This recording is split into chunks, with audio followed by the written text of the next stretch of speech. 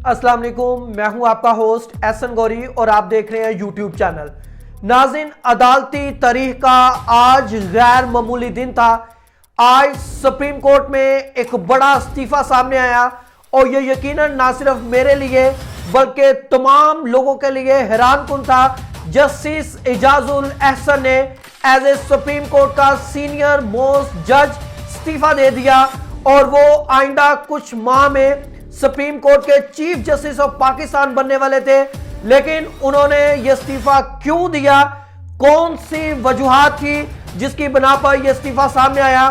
8 साल supreme court के दलेर और ना डर जज रहने के बाद आखिर कहां से इतना प्रेशर उन्होंने लिया जिसकी वजह से उन्होंने रिजाइन कर दिया।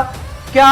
जस्टिस इजाजुल अहसन के खिलाफ कोई रेफरेंस आने वाला था जिसकी बुनियाद पर उन्होंने ये रिजाइन दिया, और इसके साथ और कौन सी वजूहात थी। जस्टिस मुज़ाहर अली अकबर नकवी के ऊपर जो कार्रवाई हो रही थी जिसके ऊपर जस्टिस इजाजुल अहसन ने एक अख्तलाफी नोट भी लिखा था, ऐसा क्या हुआ कि क्या जजेस ने रिजाइन करना शुरू कर दिया। इसके बाद और किस जज का रिजाइन सामने आएगा और ये कौन सा ग्रुप है जो ये सारी कार्रवाई कर रहा है, ये आपको तमाम हकीकत से आगाह करूंगा। आप सबसे गुजारिश है कि मेरे इस वीडियो को इन डिटेल देखिएगा और मेरे इस चैनल को सब्सक्राइब कीजिएगा, बेल आइकन को दबाइएगा। अगर इसी किस्म की इंकशाफात से भरपूर वीडियोस देखना चाहते हैं तो बेल आइकन को दबाइएगा और इस खबर को ज्यादा से ज्यादा शेयर और लाइक कीजिएगा और कमेंट्स में अपनी राय का इजहार लाजमी कीजिएगा। तो नाज़रीन, आज पाकिस्तानी अदलिया के हवाले से, स्पेशली सुप्रीम कोर्ट के हवाले से बड़ा गैर मामूली दिन था। जिस तरह इससे पहले जस्टिस मुज़ाहर अली अकबर नकवी का इस्तीफा सामने आया, इसके पीछे क्या वजूहात थी। नाज़रीन, मैं आपको बताता चलूं कि इससे पहले कि जस्टिस काजी फाइज ईसा इक्तदार में आते, उनके ऊपर भी एक रेफरेंस आया, लेकिन उन्होंने इस रेफरेंस को फेस किया और ये रेफरेंस जस्टिस उमर अता बंदयाल, जब वो चीफ जस्टिस थे, उनके चीफ जस्टिस होते हुए ये रेफरेंस आया। उसमें जस्टिस काजी फाइज ईसा और सरीना ईसा जो उनकी वाइफ हैं, उनके तमाम असासों की छानबीन हुई और उसके बाद इस रेफरेंस को कलअदम करार दे दिया गया। उसके बाद जैसे ही काजी फाइज ईसा अपने ओहदे पर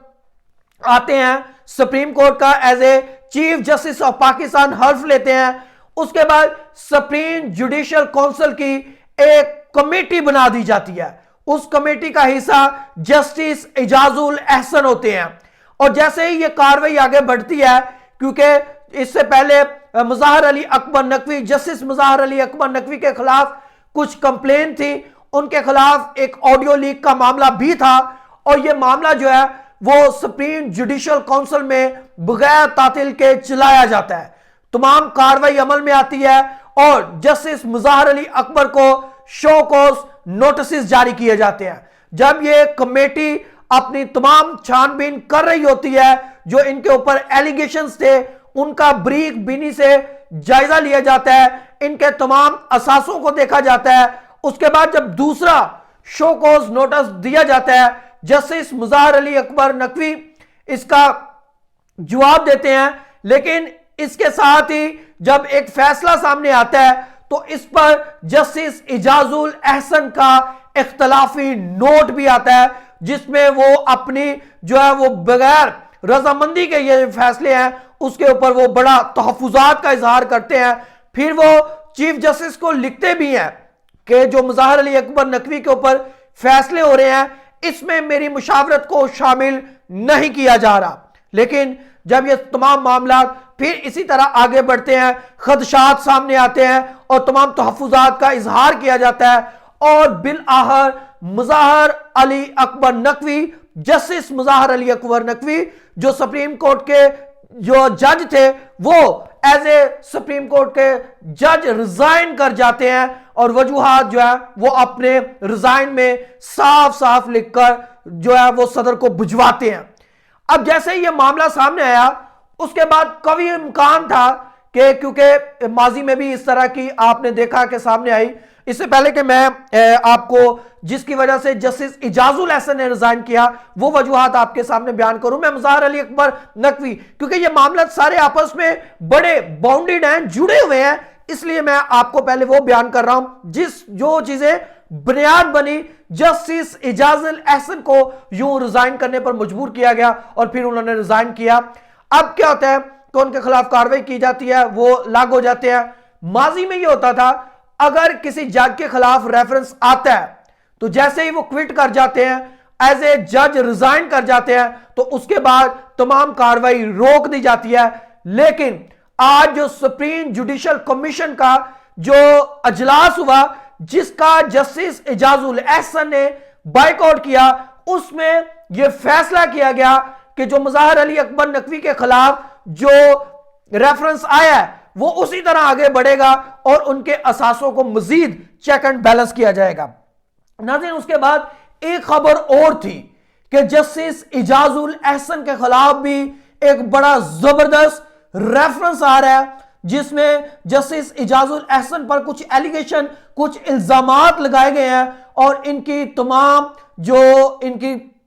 جائیدادیں ہیں، جو ان کے اثاثے ہیں، ان کو دیکھا جائے گا۔ ناظرین، اس سے پہلے آپ نے دیکھا کہ ان کے اوپر جس طرح مریم نواز اور نون لیگ جو ہے وہ تنقید کرتی رہی، مریم نواز اپنے جلسوں میں برملا اس کا اظہار کرتی رہی کہ جسٹس اعجاز الاحسن جو ہے وہ چیف جسٹس بننے کے خواب دیکھ رہے ہیں، لیکن یہ ان کے خواب جو ہے وہ ادھورے رہ جائیں گے۔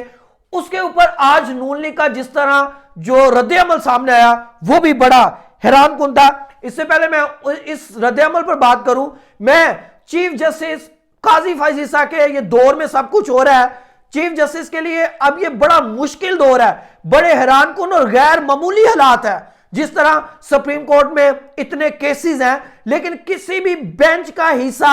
جسٹس اعجاز الاحسن کو نہیں رکھا جا رہا تھا، اور اس کے بعد جس طرح ان کا ریزائن سامنے آیا یہ بھی بڑا غیر معمولی تھا، کیونکہ مظاہر علی اکبر نقوی کا، جسٹس مظاہر علی اکبر نقوی کا جس طرح ریزائن سامنے آیا وہ پوسیبل تھا، یعنی وہ ایکسپیکٹڈ تھا کہ اگر اس طرح کی کارروائی کی جاتی ہے تو اگر ان کا ریزائن سامنے آ جاتا ہے تو اس میں کوئی اتنی اچنبے کی بات نہیں تھی، اتنی حیرانگی اور غیر معمولی باتیں نہیں تھی۔ لیکن جسٹس اعجاز الاحسن 8 ماہ کے بعد اکتوبر میں چیف جسٹس آف پاکستان کا عہدہ سنبھالنے والے تھے، لیکن اچانک کہاں سے، کن قوتوں کی طرف سے اتنا پریشر ڈیولپ کر دیا گیا؟ کیونکہ آپ نے دیکھا کہ اگر ہم عدالت کی تمام ہسٹری کو دیکھیں تو ابھی تک جو سب سے دلیر فیصلے، سب سے جو ہے نڈر ایک جج تھا ان میں شمار ہوتا تھا جسٹس اعجاز الاحسن کا، جو اپنے فیصلوں پر سٹینڈ لیتے تھے۔ اس سے پہلے آپ نے دیکھا جس طرح انہوں نے پناما کیس میں جس طرح عمران خان کو جب ڈی سیٹ کیا گیا، عمران خان کو جب نو کانفیڈنس ووٹ کے اتارا گیا، اس میں انہوں نے سٹینڈ لیا اور انہوں نے نظریہ ضرورت کو دفن کیا اور ایک اچھا فیصلہ دیا۔ اس کے بعد آپ نے دیکھا کہ جس طرح عمران خان کو جب جیل سے رہائی دی اس کا بھی یہ حصہ تھے، لیکن ایسا کیا ہوا کہ جسٹس اعجاز الاحسن کو اپنی سیٹ سے ایز اے سپریم کورٹ کے سینئر موسٹ جج ریزائن کرنا پڑا؟ آج کا $1 ملین کوسچن تھا۔ آج تمام میڈیا، تمام پاکستان، تمام عدلیہ اور تمام بار کے لوگ اس پر حیران ہیں، لیکن جو وجہ سامنے آئی ہے وہ بھی اس سے بڑی حیران کن ہے کہ جسٹس اعجاز الاحسن کے خلاف ایک بہت بڑا ریفرنس سامنے آنے والا تھا جس کی بنیاد پر جسٹس اعجاز الاحسن کو جس طرح مظاہر علی اکبر نقوی کے ساتھ کیا گیا وہی سلوک کیا جانا تھا۔ اس سے پہلے کہ ان کے ساتھ اس طرح کا برتاؤ کیا جاتا، انہوں نے اس بات کو پوسیبل جانا اور انہوں نے خود ہی جو ہے اپنے آپ کو سٹیپ بیک کر لیا۔ آپ نے دیکھا کہ جس طرح مظاہر علی اکبر نقوی نے اپنے ریزائن میں کلیئر لکھا کہ اس طرح حالات میں کام نہیں کر سکتا، کیونکہ جس طرح کے حالات اور جس طرح کے معاملات سپریم کورٹ میں چل رہے ہیں میں نے خود کو پریشرائز محسوس کیا، لہٰذا میں اس سارے معاملے سے الگ ہوتا ہوں۔ اس کے بعد اعجاز الاحسن نے آج اپنے ریزائن میں صرف چند ایک جملے لکھے کہ میں اب مزید سپریم کورٹ کا جج نہیں رہنا چاہتا، لہٰذا میں اس عہدے سے ریزائن کرتا۔ नाज़रीन, आखिर क्यों इतने जो है मामलात इतने खौफनाक बनाए जा रहे हैं कि इस तरह की गैर मामूली सूरत हाल बन रही है? अब देखते हैं कि मुज़ाहिर अली अकबर नकवी, क्योंकि जैसे ही उनके खिलाफ रेफरेंस आया उन्होंने अपनी सीट से रिजाइन कर दिया, और क्या उनके इस रिजाइन के बाद ये मामला इसी तरह रेफरेंस आगे बढ़ता है या नहीं? क्योंकि सुप्रीम जुडिशियल कमीशन में आज फैसला किया गया कि ये मामला आगे बढ़ेंगे। अब जो जस्टिस इजाजुल एहसन के खिलाफ रेफरेंस आया, क्या ये रेफरेंस भी आएगा, फिर कार्रवाई होगी, या इसको जिस तरह जस्टिस इजाजुल एहसन अपना इस सारी चीजों को खैराबाद कहकर अपने घर चले गए, वो रेफरेंस भी दम तोड़ जाएगा? और देखेंगे, यह भी कहना कबल वक्त था, क्योंकि जब justice Umar Ata Bandial chief justice of Pakistan थे, तब कहा जा रहा था कि सुप्रीम कोर्ट के